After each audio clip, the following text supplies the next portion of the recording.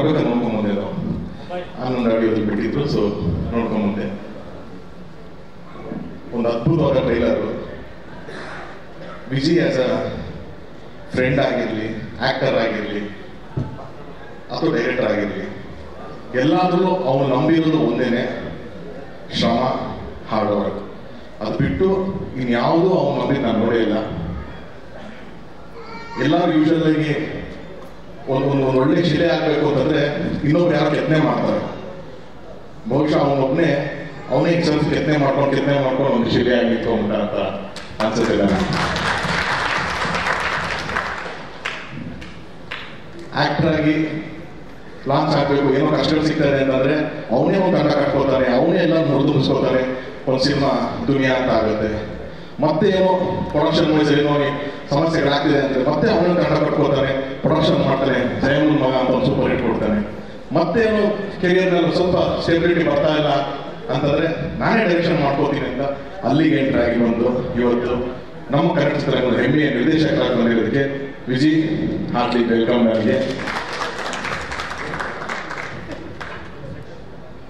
ನಾನು ವಿಜಯ್ ಅದೇ ನಾವು ಸ್ಟಾರ್ಟಿಂಗ್ ನಾನು ಆಕ್ಟರ್ ಆಗಿರ್ಬೇಕು ಅಂತಂದಾಗ ನನ್ನೊಂದು ಫಿಲಮ್ ವಿದ್ಯಾರ್ಥಿ ಅಂತ ರಿಲೀಸು, ವಿಜಯ್ದು ದುನಿಯಾ ಸೇಮ್ ಟೈಮ್ ರಿಲೀಸ್. ನಾನು February 3rd ರಿಲೀಸ್ ಆಯಿತು, February 18th 19th ವಿಜಯ್ದು ದುನಿಯಾ ಸೇಮ್ ಇಯರ್.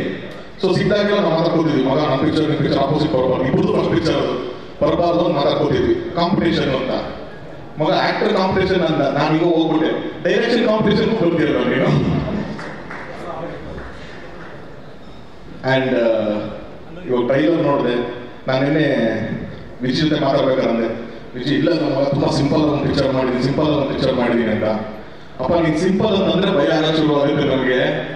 ಇಲ್ಲೆಲ್ಲ ನಾವು ಬಾಂಬೆಯಿಂದ, ತೆಲುಗುವಿಂದ, ತಮಿಳಿಂದ ಎಲ್ಲ ವಿಲನ್ಸು ಹಂಗಿರ್ಬೇಕು ಹಿಂಗಿರ್ಬೇಕಂತ ಕರ್ಕೊಂಡ್ಬರ್ತೀವಿ.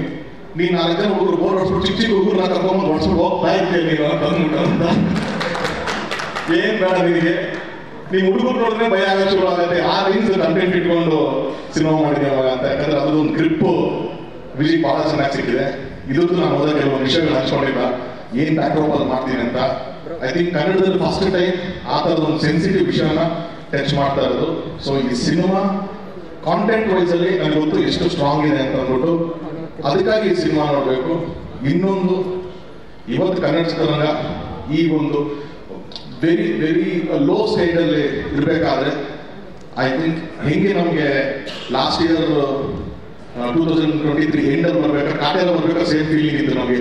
ಅಯ್ಯೋ ಈ ವರ್ಷ ಏನು ಅಂತ ಆಗ್ತಿಲ್ವ, ನಾವು ಕಾಟೇರ ಬಂದು ಒಂದು ಕಿಕ್ ಕೊಡುತ್ತೇನೋ ಅಂತ ಆ ನಂಬಿಕೆ ಮೇಲೆ ರಿಲೀಸ್ ಮಾಡಿದ್ದು. ಸೇಮ್ ನನಗೆ ಫೀಲಿಂಗ್ ಬರ್ತಾ ಇರೋದು ಈಗ ಈ ಭೀಮಾ ನೋಡ್ಬೇಕಾದ್ರೆ.